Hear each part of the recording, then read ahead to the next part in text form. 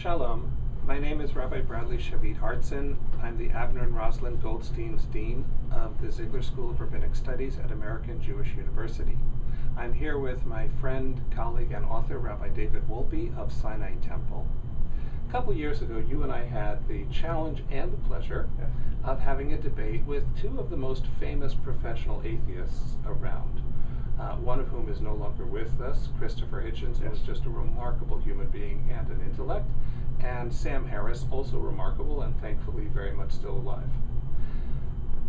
In the context of a debate where you have two theologians and two professional atheists, the point is not to deepen understanding, the point is to win, which we clearly did that night. But in the privacy of this conversation, let's admit the two of them were not just idiots, and that they're onto something. So within a religious conversation, what is of value in what the Hitchens and the Harrises and others are raising that we need to not deal with just by refuting it, but by really reflecting? I think that there's a lot that they say that, first of all, religious people themselves have said. It's not that the critiques are new, but they're very powerful and very important.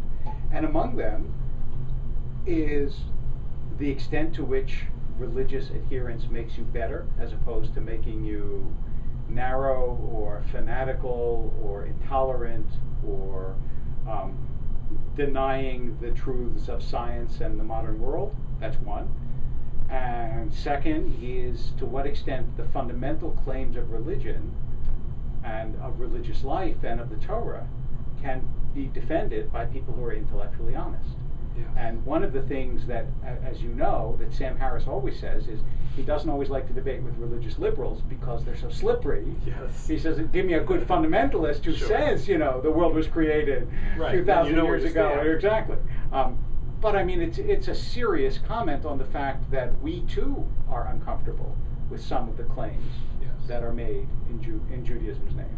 Which to some degree means it's not this binary of the atheists over here and the religious people over here. There's a spectrum for us. I also wonder, to the degree that they're onto something, there is a way. I remember Hitchens saying that to get a good person to say something truly hideous, you have to have them be religious. Right. So to the degree that religion takes people who might otherwise be more nuanced or sensitive or compassionate and hardens them with a kind of doctrine that then makes them obliterate other human beings, I do think that sometimes is true. And I guess the text I would bring to that goes back to what you said, that it's not just they who are offering this critique, is what we're going to read on Yom Kippur. The prophet Isaiah, which is the prophetic reading chosen for that day, as you know, is one specifically that harangues the Jews of antiquity for thinking that if they just follow the sacrifices punctiliously, then they can continue oppressing the widow and the orphan and the poor, and God calls that an abomination. Yes. Well, there's also the issue, in particular in Judaism, of group solidarity and the extent to which you also care about the rest of the world. And in some ways, I sometimes think that it's almost binary. That is, that people whose major push is Jews should feed the hungry, Jews should take care of the homeless, and so on, which is clearly a deep Jewish value, that they don't have nearly as much group solidarity. Right. And the ones who have this group solidarity, which is what has kept the Jewish people alive, they tend much more rarely to turn outside and see the person crying in the street. Right. And so getting that balance right, if there is a right, is I think an incredibly important challenge, and either way you go, you make yourself vulnerable to an attack by somebody. Sure.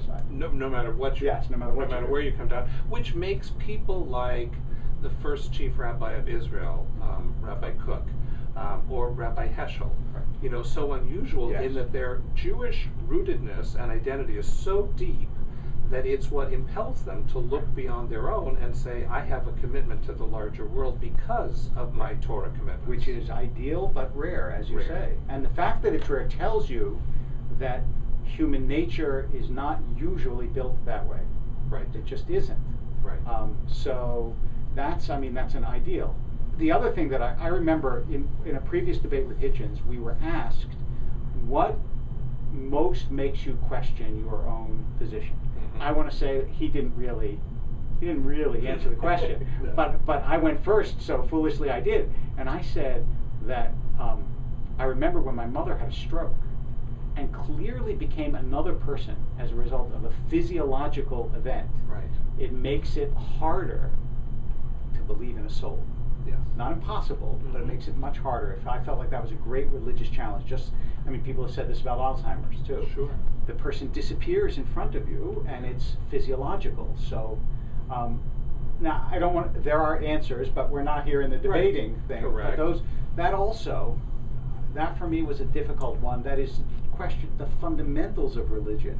Is this a God superintended world? Do human beings have souls? They're tougher to defend now than they were 2,000 years ago. Yes. And I guess the last piece I'd want to add to that, I thought that where I found Hitchens so compelling, sometimes distressingly compelling, was his clarity of moral vision. Right? He had a clear sense of right or wrong. Yeah. He didn't make exceptions for anybody. He would be just as vicious and cutting Yes. with a secular Right. person who was on the wrong side of an issue. But that kind of real clarity where I don't care what team you're on, here's the criteria, and the criteria determine the outcome. There was something pure and refreshing about that I do want to take back to my community and say, all right, what can we show That is so clear, and that we can say these are criteria, and it is one of the things I so love about the Torah, is it's the most self-critical of traditions, right? Yes. Where Moshe and Moses is so strong in turning to the Jewish people and saying, I love you and I don't want God to wipe you out, but sometimes I want to wipe you out, and here's what you're doing that's not okay. yes. But that poses a challenge to people like us, Yeah. because we're much less willing to say everything is black and white. This is against the Torah, and this is with the Torah, than our co-religionists who are more literalist. Yes. And yes, I think it's also more difficult sometimes because there is a way in which, for those Jews who are part of a broad center, Yeah. there are people whose political convictions are across the spectrum. So Yes. if you have a community where everybody is progressive or if everybody is conservative, you know what you can afford to take a risk on and what you can't. But the great advantage of a centrist synagogue is no matter what you say, there are going to be people offended. Who will be upset. Correct. There you go. No matter what. But so I guess what one of the things that I would say is that if you build a system of beliefs of any kind, religion or any kind, it's going to have many vulnerabilities. For me, the debate at bottom is materialist versus non-materialist. That is, is the world ultimately only stuff, Yes. or is spirit real? Right. And that's, I think, if you had to say what's the dividing point between the Harrises and the Hitchens of the world and the Artsons and the Wolpes of the world, Mhm. it is that we actually believe that the non-material is real, and they Yes. don't. Okay, I need to tweak that in the Sure. following way.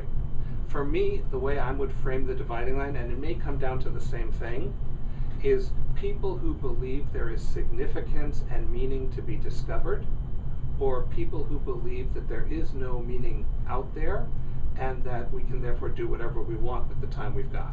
Okay, I think those are, they're linked, kindred ideas, and I would certainly agree with that. Because what right. that means then is there are people who don't necessarily have a so-called spiritual approach to the world, but they do believe that good and evil are objective, right? Yes, but you see, for Hitchens and Harris, it depends what objective means. They would say, Harris even wrote a book about this, Yeah. that they're basically rooted in human nature, and in that sense, I are understand. objective. So I would say, though, on some key issues, and we saw that in our last debate with them, Hitchens and Harris were on different sides. Yes. Because Hitchens lives in a world in which, if no one's hurt by it, do whatever you want. There are no standards of good and evil other than just your own pleasure. Right. Whereas Harris won't step over that line. No. And in that sense, I'd like to say he's on our side of the line, that there's a way in which if you believe there's objective meaning, Yeah. and then you can track it in different ways. And that, I think, is where the integrity of the centrist religious position, which is, I'm not saying that my way of being religious is just an objective description of the world. There are all kinds of cultural and historical factors that shape why we see it the way we see it, but we're not just making it up. Exactly. And in that sense, I think it's more difficult, it's more nuanced, but I think ultimately it's more true. I think so too. Thank you very much. Wishes for a Shana Tova, a meaningful and a happy new year for all.